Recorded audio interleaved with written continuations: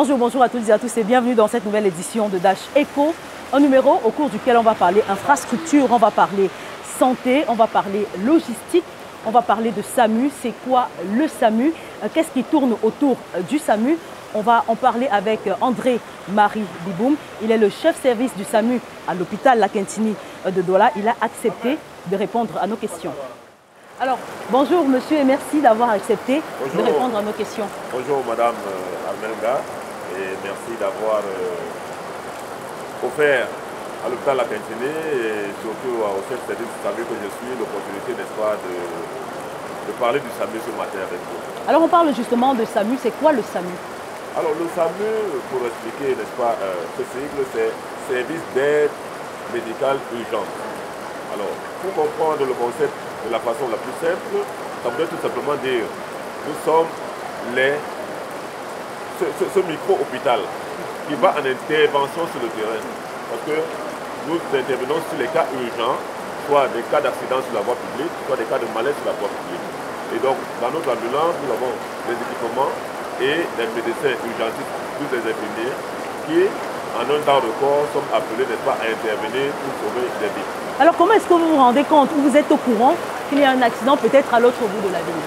Effectivement, déjà, nous avons deux lignes vertes, le 15-10 et le 119. Le 119, vous voyez, ça se rapproche un peu des sapeurs-pompiers. Très bien. Voilà. Donc, à travers ces deux lignes vertes, le 15-10 et le 119, nous recevons des appels parce que nous avons un call center où nous recevons des appels et immédiatement, nous prenons tous les détails concernant, n'est-ce pas, la zone où l'appel est lancé et nous préparons rapidement les équipes qui vont se le faire. Alors ça vous prend à peu près, on connaît le trafic de la ville de Douala par exemple, ça peut vous prendre combien de temps pour vous rendre de l'hôpital à Quintini à un point X situé à peut-être 5 à 10 km? C'est vrai que là nous avons, comme vous l'avez bien dit, un problème, n'est-ce pas, déjà des populations qui n'ont pas encore cultivé, n'est-ce pas, l'esprit de libérer le passage lorsque les ambulances arrivent. Là c'est vraiment un problème sérieux pour lequel, n'est-ce pas, nous sommes appelés à sensibiliser nos populations, surtout les automobilistes, mais en moyenne nous ne fixons pas de d'intervention. Mais est-ce que souvent, ça veut dire qu'il y a déjà des infirmiers dans le véhicule lorsque vous arrivez? Et comment ça se passe quand vous arrivez sur le terrain? Alors, déjà avant d'arriver sur le terrain, nous prenons les informations sur le patient. Et nous allons, n'est-ce pas, à travers les médecins que nous avons, les médecins et les infirmiers, essayer de donner certaines directives aux personnes qui entourent le patient, la personne victime du malaise. On leur dit par exemple les positions latérales, tout de suite. On essaie de leur donner des orientations, comment mobiliser le patient avant qu'on arrive. Et parce que nous sommes toujours prêts à décoller, comme on dit, avec tout le corps médical et les équipements nécessaires. Mais je suppose qu'avec la digitalisation qui est encore en peine en train de s'installer au Cameroun, vous avez du mal à avoir les données totales sur le patient. Comment est-ce que vous faites pour savoir si un patient a peut-être souffre d'une maladie qui interdit tel ou tel médicament? Oui, en réalité, lorsque nous recevons les patients, pour ceux qui ont, par exemple, un dossier médical, c'est mis à la disposition des médecins qui essaient d'espoir de parcourir ce qu'il a déjà eu à prendre, la pathologie dont il souffre, et à fonction, n'est-ce pas, de ce premier rapport, les médecins prennent le relais pour la suite, n'est-ce pas, du suivi. Et alors, quand vous arrivez, quelles sont les dispositions qui sont prises pour que le patient puisse être installé dans le véhicule SAMU? Alors, dans le véhicule SAMU, comme je vous ai dit, nous avons une sorte de lit que nous appelons le placard, qui a avec tous les équipements et le nécessaire pour les premiers soins. D'accord? Tout comme en sorte que, quelle que soit la situation dans laquelle nous trouvons le patient, nous avons tout le nécessaire, d'ailleurs de dernière génération, et là, ça me donne l'occasion, n'est-ce pas, de remercier le ministre de la Santé publique qui, n'est-ce pas, met tous les moyens nécessaires pour que le fonctionnement ne souffre d'aucune difficulté. Et également le professeur Emmanuel de Somba, directeur de l'hôpital La Quintini, qui veille, n'est-ce pas, au vrai pour que tout se passe comme il se doit. Donc, jusqu'ici, Dieu merci, nous essayons d'apporter le maximum de satisfaction à nos populations à travers tous les moyens qui ont été mis à la disposition du SAMU en termes d'équipement, en termes du personnel. Et avec ça, vraiment, jusqu'ici, les patients, lorsque nous faisons les interventions, nous sommes satisfaits. Ça m'amène à vouloir vous poser la question de savoir, est-ce que c'est tout le monde qui peut bénéficier des services du SAMU ou il y a une catégorie de personnes qui ont droit à ces privilèges? C'est vrai que de plus en plus, les gens ont l'impression que quand on parle du SAMU, quand on voit les ambulances du SAMU passer, on a l'impression que non, c'est réservé à une catégorie de personnes. C'est réservé à une catégorie de personnes que non. Le SAMU, c'est un service public et, tenez-vous bien, retenez-vous aussi gratuit. C'est un service public gratuit parce qu'il bénéficie de la subvention de l'État. Très bien. Et donc, toutes les interventions que nous menons sur le terrain sont gratuites. Donc le SAMU n'est pas une affaire des riches, non, c'est une affaire des Camerounais. De tout citoyen, en effet, quelque part, nous n'attendons que le signal pour aller, n'est-ce pas, nous occuper de nous. Alors, ce qui voudrait dire que c'est un service qui est mis à la disposition des populations par l'État du Cameroun. Naturellement, c'est, comme je l'ai dit, c'est un service public qui a été créé au niveau du ministère de la Santé par le ministre de la Santé et pour lequel nous sommes appelés à mener des interventions de proximité. C'est pour ça qu'on parle d'urgence. L'urgence à intervenir rapidement pour sauver une vie.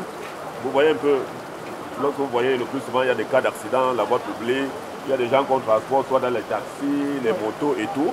Or, avec les embouteillages que nous connaissons, beaucoup, malheureusement, le plus souvent, avant d'arriver dans un centre hospitalier, prennent l'âme. Et c'est pour cela donc que, à travers le ministère de la Santé, qui a bien voulu mettre, n'est-ce pas, cette unité dans ces différents services, ça permet aujourd'hui, n'est-ce pas, de faire cette intervention rapide une fois que nous avons l'appel, qui peut nous venir soit des populations, soit des forces de l'ordre, c'est-à-dire la police, la gendarmerie avec lesquelles nous travaillons d'ailleurs en étroite collaboration et nous leur faisons une fleur pour cette collaboration et immédiatement donc nous nous mettons en route pour n'est-ce pas, intervenir dans les normes. Mais alors, est-ce que le service est gratuit? Le service de transport par SAMU est gratuit? Alors, comme je vous ai dit, c'est un service public. C'est un service public, c'est gratuit. Nous prenons le patient de là où il a eu ce malaise, soit l'accident, soit un malaise qui relève d'une pathologie dont souffre le patient. Mais à partir du moment où nous l'avons déposé dans une institution hospitalière publique, la prise en charge, maintenant, devient payante. D'accord, voilà. Donc ce qui voudrait dire que le SAMU ne transporte pas le patient d'un lieu X à un hôpital privé. Il faudrait obligatoirement que la formation soit publique également. Il va falloir que j'essaye un peu d'expliquer pourquoi nous parlons de public. Et c'est vrai que c'est au choix du patient. Mais pourquoi public? Parce qu'il y a des termes d'instruction de la hiérarchie, c'est-à-dire du chef de l'État d'ailleurs, qui avait demandé que la prise en charge des patients dans les hôpitaux publics soit immédiatement faite. Immédiatement. C'est-à-dire lorsqu'un patient arrive dans un hôpital de l'État, la prise en charge est immédiatement faite. Très bien. On ne demande pas une caution ou quoi que ce soit. Immédiatement, on doit prendre en charge le patient. C'est pour cela que lorsqu'on va, par exemple, dans un centre privé, qui va prendre soin à l'immédiat du patient, ils vont commencer à demander peut-être les frais de consultation et ainsi de suite. À ce moment, nous ne sommes pas capables, ça ne relève pas de notre mission. C'est pour cela que nous préférons référer le patient dans un hôpital public, sachant qu'immédiatement, il va être pris en charge gratuitement.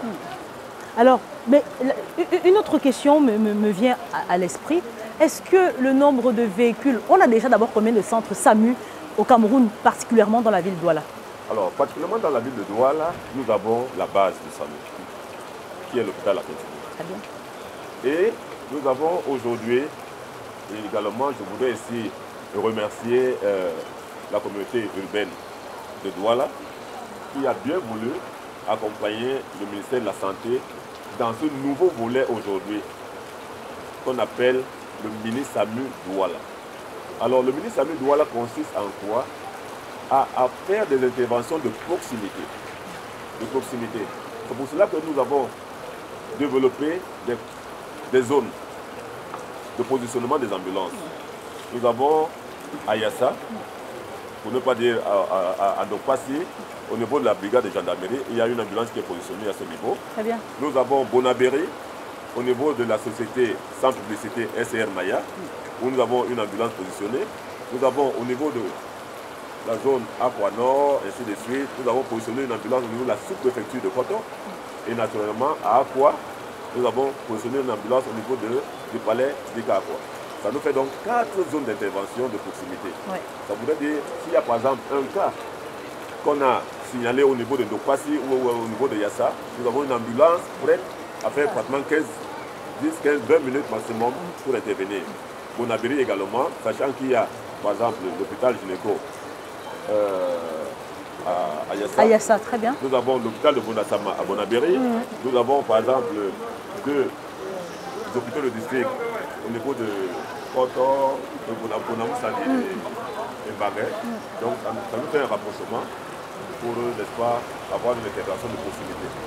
Alors, que le ministre Samus Douala a été rapidement mis en place. Monsieur Biboum, est-ce qu'il est prévu dans les semaines, les mois ou les années à venir qu'on ait plus de matériel logistique, je parle, ou d'autres unités de SAMU dans la ville de Douala, parce qu'on a quand même une population qui est de plus en plus grandissante? Effectivement, on est également ici pour dire que nous avons tenu une réunion convoquée par le délégué régional de la santé il y a une semaine.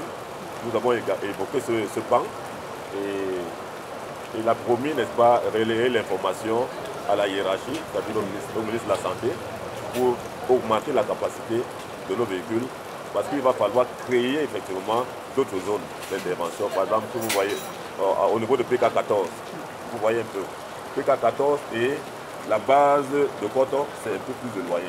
Donc il va falloir peut-être positionner à PK14, positionner peut-être une ambulance à Jakoma, ainsi de suite.